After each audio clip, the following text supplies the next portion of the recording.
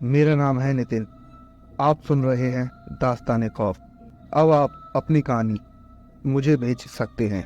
आज से हम शुरू कर रहे हैं रिवॉर्ड प्रोग्राम, जिसमें आप हमें अपनी स्टोरी शेयर करें। सिलेक्टेड स्टोरीज को हमारी तरफ से दिया जाएगा 100 रुपये। अगर आप अपनी स्टोरी हमें शेयर कर रहे हैं तो साथ साथ अपना नंबर भी शेयर करें। हमारी इंस्टाग्राम आईडी है दास्तान खौफ, जिसे आप स्क्रीन पर भी देख सकते हैं। तो देर ना करते हुए शुरू करते हैं आज की हमारी कहानी। तो सुनते हैं। मेरा नाम कुलदीप वर्मा है और मैं हरियाणा के रेवाड़ी से बिलोंग करता हूँ। मैं आपको एक ऐसी भूतिया घटना बताना चाहता हूँ जो कि मेरे साथ हुई, वह भी लॉकडाउन के समय में। जब पहला लॉकडाउन लगा तो हमने कुछ मजबूरी के कारण उसको आप एक तरह का कर्जा समझ सकते हैं। हमारे घर वालों के ऊपर बहुत ज़्यादा बड़ा कर्जा था, जिसके लिए हमें उस वक्त हमारा मकान बेचना पड़ा। हमने अपना मकान पहले ही लॉकडाउन में बेच दिया था और लॉकडाउन के अंदर ही दूसरा प्लॉट लेकर हम उसमें मकान बनाने की तैयारी कर रहे थे। दिन में तो मकान का मटेरियल नहीं आ पाता था, तो रात में हमें 2 से 3 बजे के बीच चुपचाप ट्रक मंगवाने पड़ते थे। एक रात की बात है, पिताजी ने मुझे रात के 2 बजे उठाया, कहने लगे कि मेरे साथ चलो। जिस जिले में हम रहते हैं उसमें एक छोटी सी कॉलोनी थी जिसका नाम विजयनगर है। हम ठीक उसी में रह रहे थे। बाकी मैं मुंह हाथ धोकर अपनी बाइक लेकर चल पड़ा।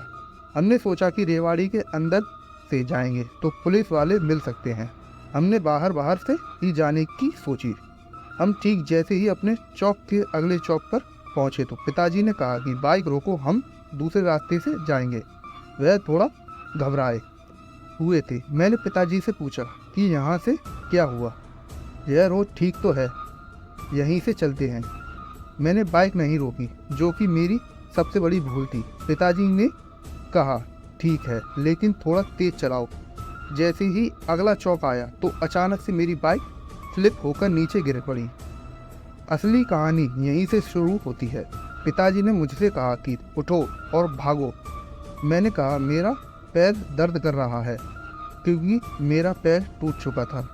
पिताजी ने मेरे दोनों हाथ पकड़े और मुझे उठाकर भागने लगी। उसी वक्त अचानक पीछे से पत्थर फेंकने की आवाज़ें आने लगीं। उन पत्थरों की वजह से मुझे बहुत चोट आई, पर खैर थोड़ी सी आगे चलने के बाद जब मैंने कुछ देखा तो पाया कि वहाँ एक औरत खड़ी थी। उसका मुंह ठीक ऐसा लग रहा था जैसे किसी पत्थर से कुचल रखा हो। मैं एकदम से घबरा गया और नीचे गिर गया। मैंने पिताजी को जब यह बात बताई तो उन्होंने कहा कि मैंने उसे पहले ही देख लिया था, तभी मैं बाइक मोड़ने को कह रहा था, लेकिन तुमने मेरी बात नहीं मानी। उसी वक्त बगल से एक पुलिस वाले की गाड़ी गुजर रही थी। पिताजी ने तुरंत भागकर उस गाड़ी को रुकवाया। पुलिस वालों ने कहा कि 2 महीने पहले यहाँ पर एक लेडी का एक्सीडेंट हुआ था। उसके सर पर बहुत चोट आई थी और ठीक सर भी हुआ था। खैर जल्दी से गाड़ी में बैठो। इसके बाद मेरी मुलाकात सीधा डॉक्टर से हुई। मेरी टांग की हड्डी टूट चुकी थी, जिसमें एक रॉड डली हुई है। इसके बाद से कुछ दिन तक सब कुछ ठीक रहा, लेकिन फिर धीरे धीरे मुझे मेरे पैर में दर्द होने लगा।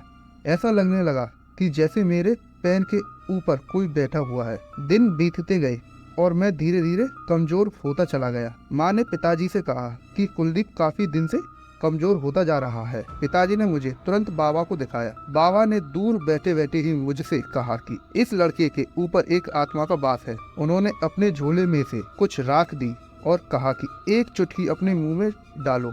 मैंने जैसे ही वह चुटकी अपने मुंह में डाली और उसके बाद ही मेरे पैर में बहुत तेज दर्द होने लगा। बाबा ने मेरे पैर पर आग लगाई। थोड़ी सी सुई चुभाकर मेरे पैर का हल्का सा खून एक धागे में बांध कर रख लिया। यकीन मानिए उसके बाद से मैं अब तक ठीक हूँ। नहीं मालूम आपको यह कहानी कैसी लगेगी, लेकिन हमारे साथ जो कुछ भी हुआ वह सब कुछ आपके सामने है। बस इतनी ही थी मेरी यह कहानी। दोस्तों ये थी कुलदीप की कहानी। आपको इनकी कहानी कैसी लगी कमेंट्स में जरूर बताना। मिलते हैं एक और नई कहानी के साथ, तब तक अपना और अपनों का ध्यान रखें। धन्यवाद।